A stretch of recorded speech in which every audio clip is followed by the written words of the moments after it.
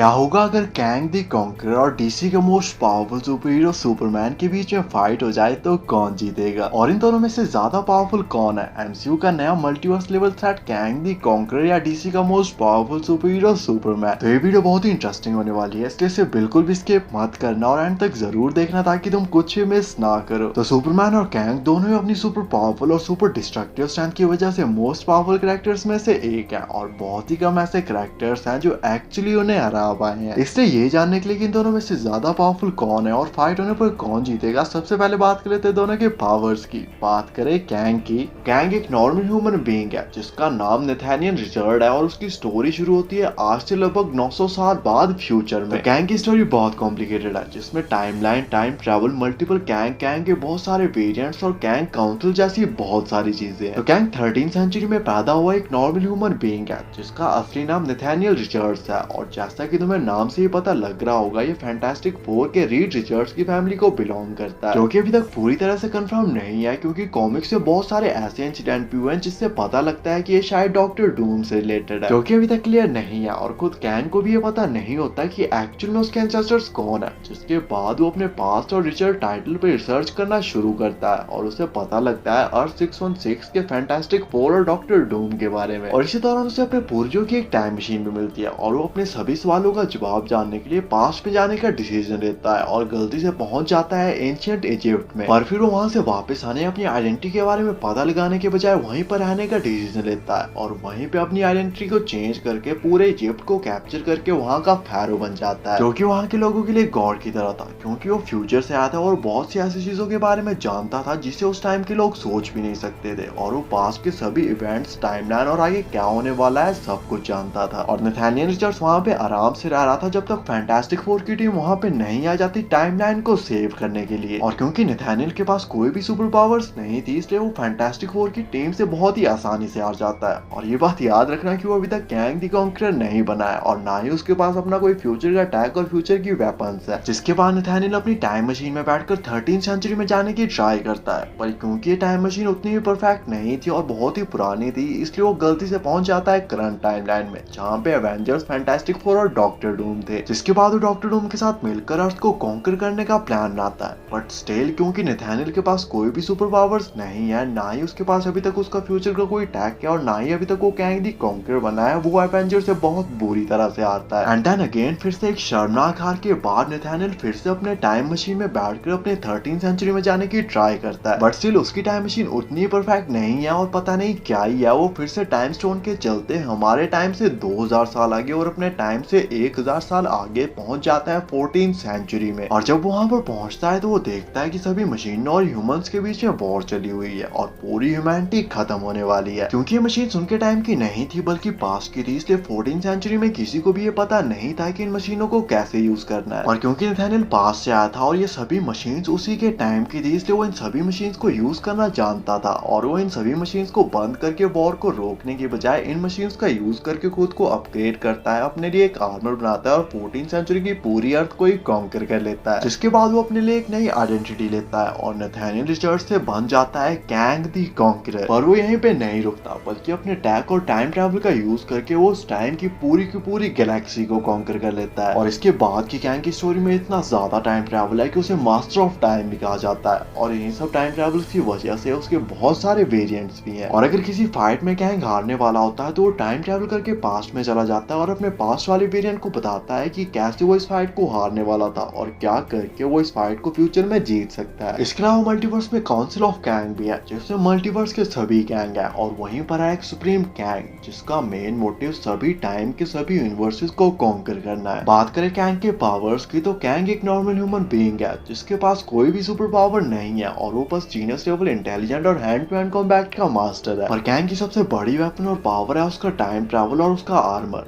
जो कि उसे Superman strength, speed, stamina, durability और टाइम ट्रैवल जैसी एबिलिटीज देता है। और उसने इमरजेंसी सिचुएशन के लिए अपने कुछ क्लोन्स भी बना के रखे हैं जो कि फिलहाल तो अनकॉन्शियस है, पर मल्टीवर्स के अगर किसी भी सिनेरियो में कैंग मरने वाला होता है तो उसके आर्मर के अंदर की एक डिवाइस उसकी कॉन्शियसनेस को उन क्लोन्स में शिफ्ट कर देती है जो कि किसी दूसरी टाइमलाइन में सेफ लोकेशन पे होते हैं और ये एबिलिटी कैंग को ऑलमोस्ट इमॉर्टल बना देती है। तो ये थी कैंग की पावर्स और कैंग की पावर्स को अच्छे से जान लेने के बाद अब बात कर लेते हैं सुपरमैन की और जानने की कोशिश करते हैं कि आखिर डीसी का सुपरमैन सुपरमैन कितना पावरफुल है। तो सुपरमैन डीसी यूनिवर्स का मोस्ट पावरफुल सुपर हीरो है, लेकिन जब क्रिप्टॉन डिस्ट्रॉय होने वाला होता है तो उसके पेरेंट्स उसको धरती पर भेज देते हैं ताकि वो जिंदा रहकर सर्वाइव कर सके। बात करें पावर्स की तो सुपरमैन के पास Superman strength, speed, stamina, durability, heat vision और फ्लाई जैसी पावर्स हैं। सुपरमैन बहुत ही पावरफुल कैरेक्टर है जिसकी एज बहुत ही स्लोली बढ़ती है और थॉर की तरह जैसे जैसे उसकी एज बढ़ती जा रही है वैसे वैसे वो और भी ज्यादा पावरफुल बनता जा रहा है। सुपरमैन साउंड बैरियर से भी ज्यादा तेज मूव कर सकते हैं और ऑलमोस्ट फ्लैश के बराबर ही फास्ट है, जिसे हम जस्टिस लीग में देख भी चुके हैं। सुपरमैन अपनी आंखों से डेडली लेजर लाइट छोड़ सकता है, किसी भी चीज के आर पार देख सकते हैं और बहुत दूर से आ रही आवाज को भी क्लियरली सुन सकता है। सुपरमैन स्पेस में विदाउट ऑक्सीजन के भी सांस ले सकता है और सुपर ब्रेथ का भी यूज कर सकता है, जिसका यूज करके वो किसी भी चीज को बर्फ में बदलकर बहुत ही आसानी से तोड़ सकता है। सुपरमैन सन के कोर की गर्मी को भी सर्वाइव कर सकता है और स्ट्रॉन्ग से स्ट्रॉन्ग अटैक और बड़े से बड़ा न्यूक्लियर बॉम्ब भी उसका कुछ नहीं बिगाड़ सकते। तो ये थी सुपरमैन की पावर्स और सुपरमैन और कैंग की पावर्स को अच्छे से जान लेने के बाद अब बात कर लेते हैं फाइट कंपैरिजन की और जानने की कोशिश करते हैं कि इन दोनों में से ज्यादा स्ट्रॉन्ग कौन है और फाइट होने पर कौन जीतेगा। तो कैंग बहुत ही पावरफुल कैरेक्टर है जो कि फ्यूचर से आया हुआ एक नॉर्मल ह्यूमन बीइंग है जिसने अपने टाइम ट्रैवल और फ्यूचर की एडवांस वेपन का यूज करके बहुत सारे प्लैनेट्स और गैलेक्सियों तक को कॉन्कर किया है। दूसरी तरफ सुपरमैन डीसी यूनिवर्स का मोस्ट पावरफुल सुपर हीरो है जिसकी पावर्स हमारे इंडिया के जादू से इंस्पायर्ड है। बस फर्क इतना है कि जादू को अपनी पावर्स को यूज करने के लिए धूप की जरूरत होती है, जबकि शायद सुपरमैन के अंदर बहुत ही स्ट्रॉन्ग और पावरफुल बैटरी है जो कि एक बार चार्ज हो जाने के बाद सुपरमैन को रात में भी फाइट करने के लिए इनफ एनर्जी प्रोवाइड करती है। कैंग के पास अपना फ्यूचर का एडवांस टैक और फ्यूचर की एडवांस डेडली वेपन्स है, पर सुपरमैन बहुत ही ज्यादा ड्यूरेबल है और बड़े से बड़ा न्यूक्लियर बॉम्ब भी उसका कुछ नहीं बिगाड़ सकता, इसलिए सुपरमैन पर कैंग की किसी भी वेपन का कोई भी असर नहीं होगा। जबकि सुपरमैन अपनी आंखों से लेजर लाइट छोड़ सकता है जो कि एक ही सेकंड में कैंग और उसके आर्मर को डिस्ट्रॉय कर सकते हैं। कैंग के पास उसका फ्यूचर का अटैक और एडवांस वेपन्स तो हैं, पर फिर भी वो फ्यूचर से आया हुआ एक नॉर्मल ह्यूमन बीइंग है जो कि सुपरमैन के एक सुपर पावरफुल पंच को भी सर्वाइव नहीं कर पाएगा। पर कैंग का सूट जैसे कैंग मरने वाला होता है उसकी कॉन्शियसनेस को उसकी दूसरी बॉडी में शिफ्ट कर देता है, इसलिए इस फाइट होने पर कैंग इसमें नहीं मरेगा। पर फिर भी सुपरमैन जो उसके सामने बॉडी होगी कैंग की उस बॉडी को डिस्ट्रॉय करके इस फाइट को इजीली जीत लेगा। और वैसे भी जो एंटमैन 3 में एंटमैन से हारने वाला है उसको तुम सुपरमैन से क्या ही कंपेयर करोगे। हाँ, एक पॉसिबिलिटी हो सकती है कि कैंग टाइम ट्रैवल करके पास में जाए और सुपरमैन को पैदा होते ही मार दे या सुपरमैन की शिप को डिस्ट्रॉय कर दे जब उसके पेरेंट्स उसे अर्थ पर भेज रहे थे। पर इस सिनेरियो में कैंग और सुपरमैन की कभी फाइट ही नहीं होगी। और अगर कैंग ऐसा नहीं करता और फ्यूचर के किसी सिनेरियो में कैंग और सुपरमैन के बीच में फाइट होती है तो सुपरमैन इस फाइट का एक अल्टीमेट विनर होगा, क्योंकि ना ही कैंग सुपरमैन को मार सकता है ना ही उसे हरा सकता है, जबकि सुपरमैन कैंग को मार भी सकता है और उसे हरा भी सकता है। At the end of the day शायद से ये फाइट थोड़ी लंबी चले, बट इन द एंड इस फाइट का विनर सुपरमैन ही होगा। बाकी आपके हिसाब से इस फाइट की और क्या पॉसिबिलिटीज हो सकती हैं और नेक्स्ट वीडियो किस टॉपिक पे बनानी चाहिए कमेंट करके जरूर बताना। ऐसी अमेजिंग वीडियोस के लिए चैनल को सब्सक्राइब कर देना। And thanks for watching.